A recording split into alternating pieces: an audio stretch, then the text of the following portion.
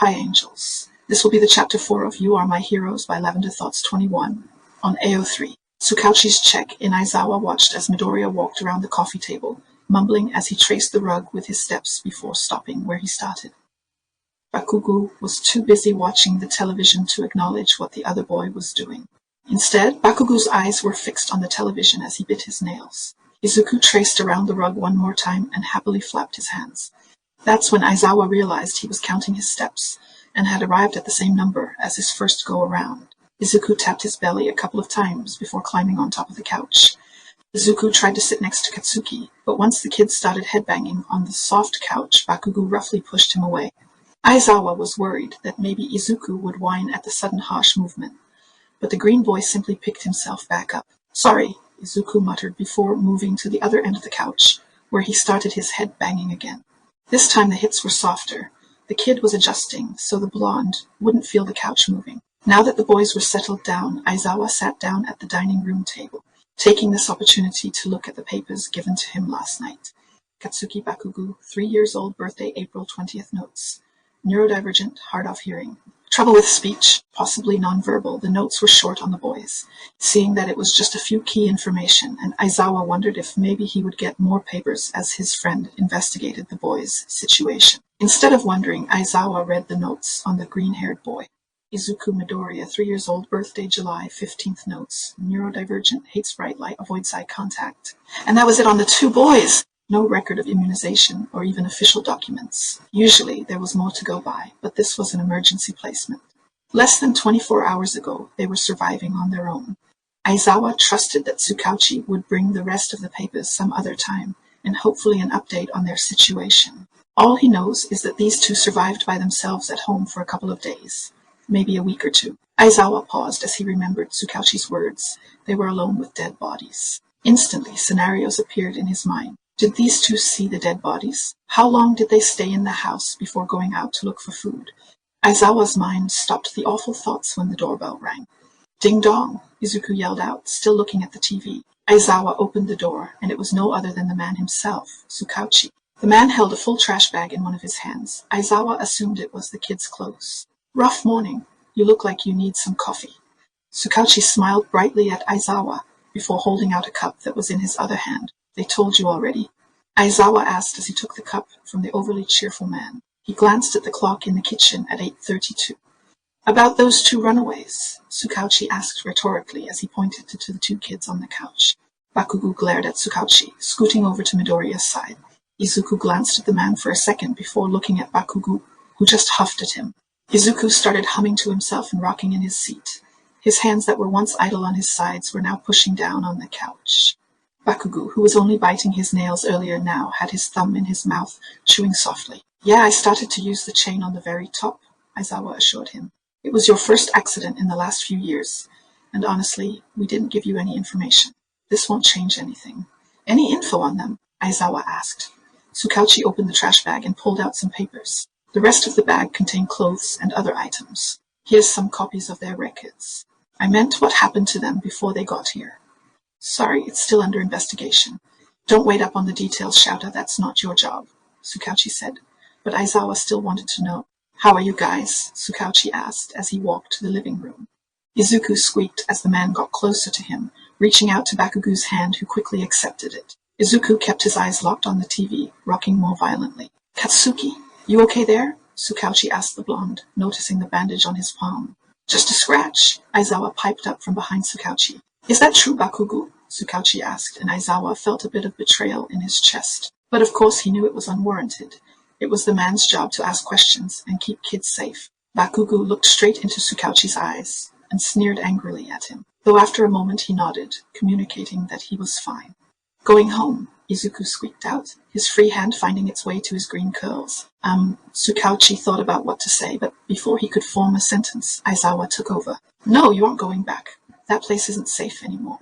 You're going to stay with me for now." Aizawa laid out the harsh truth to both the boys.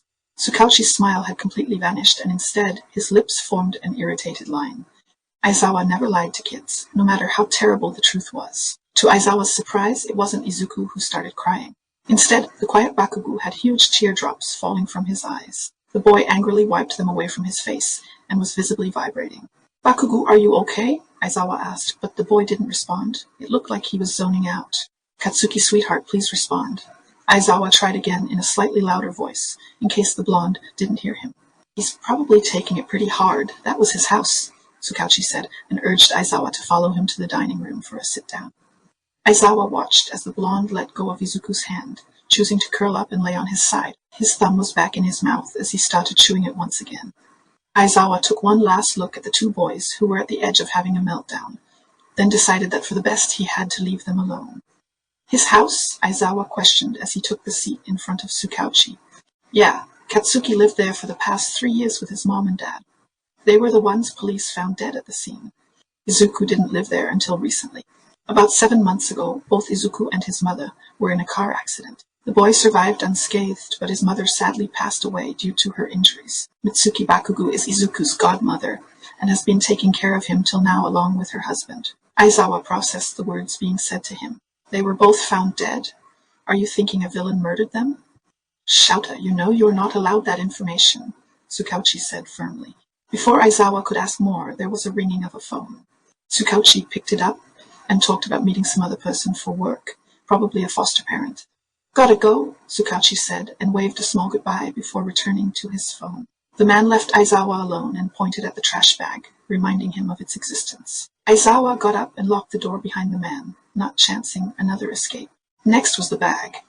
When Aizawa opened it, he was immediately met with different kinds of clothes. Pajamas, t-shirts, shorts, pants, and undergarments. They were freshly washed and dried by the smell of detergent. These clothes were from the boy's previous house. Someone must have picked them out and washed them. Aizawa looked at what the boys had now. They were matching with basic clothing.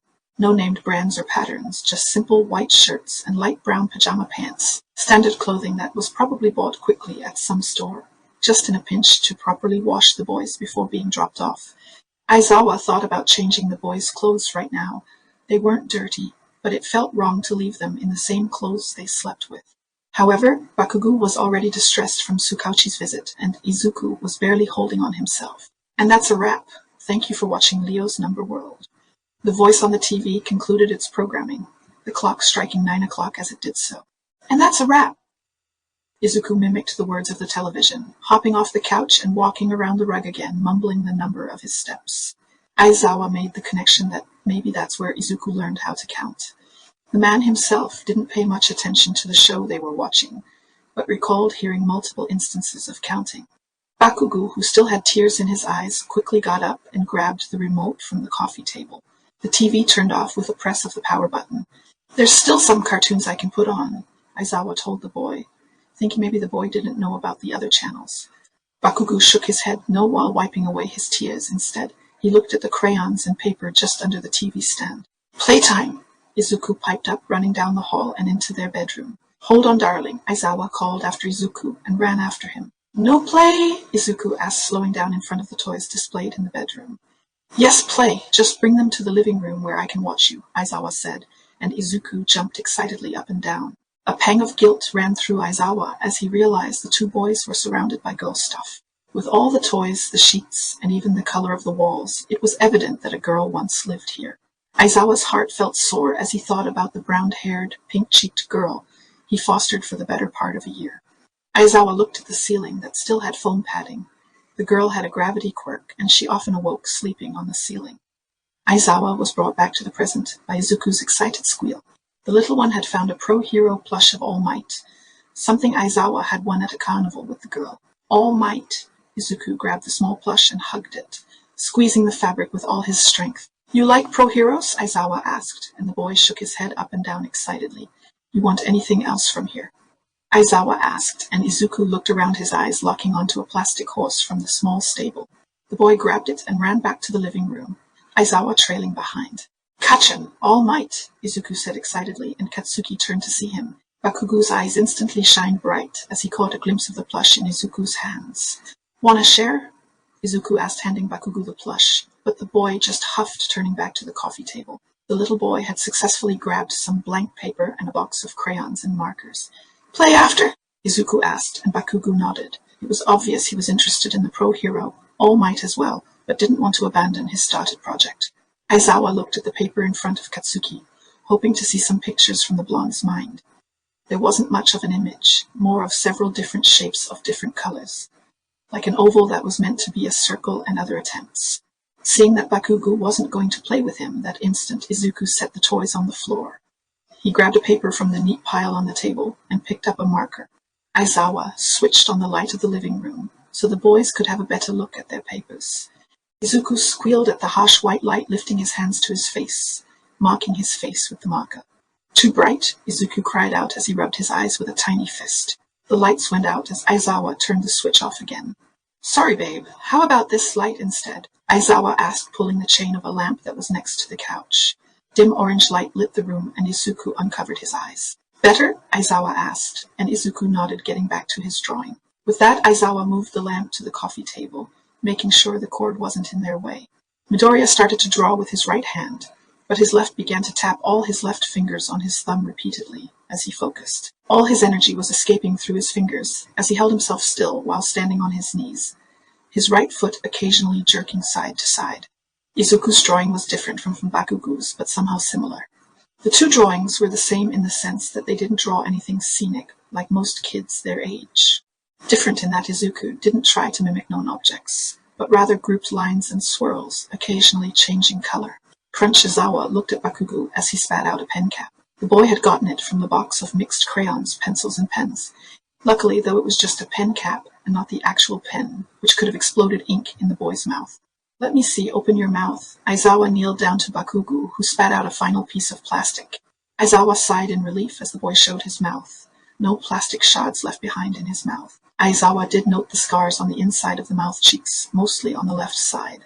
This was caused by mindless chewing that didn't result in open wounds, but still caused scarring. Don't put things in your mouth, please, Bakugo, Aizawa scolded softly, mostly because he felt it was his fault for not noticing the blonde had put something in his mouth. Bakugo just gave out an annoyed huff as Aizawa grabbed the tiny pieces of plastic and threw them away. With the boys preoccupied, Aizawa took the chance to sit on the couch and order groceries to be delivered. There wasn't much in the fridge right now since he wasn't planning on being here.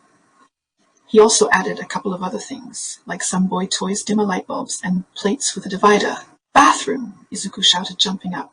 He just realized last minute that his body was telling him to go pee. Aizawa jumped up from his seat and followed behind the young boy, opening the correct door and letting him in. Izuku hurriedly pulled down his pants and tried to climb the toilet with no success. Let me help? Aizawa entered the restroom and sat Izuku on the toilet, turning away respectfully. That's when he remembered the stool in the hallway closet, something he stored away since it was no longer in use. Luckily, the closet was right next to the bathroom, so it only took a second to grab it along with a kid's toilet seat accommodation that could readily be taken off. And splash. Unfortunately, by the sound of a soft splash next door, it was a little too late for that. Aizawa walked to the next room and saw Izuku trying to pull himself up from the toilet. His legs were up, and his whole back was wet along with his bum. Izuku whimpered at the sudden sensation of water on himself. Luckily, Izuku just peed and didn't have anything else on him. Let's clean you up, is that okay? Aizawa asked, and Izuku nodded, lifting his arms towards the man, asking for help. Aizawa picked him up and set him in the tub a feet away, taking off his soiled clothes. Aizawa's face cringed at the state of the boy's body. He knew the kids were skinny, but Izuku's ribs stood out more than they should for a healthy weight.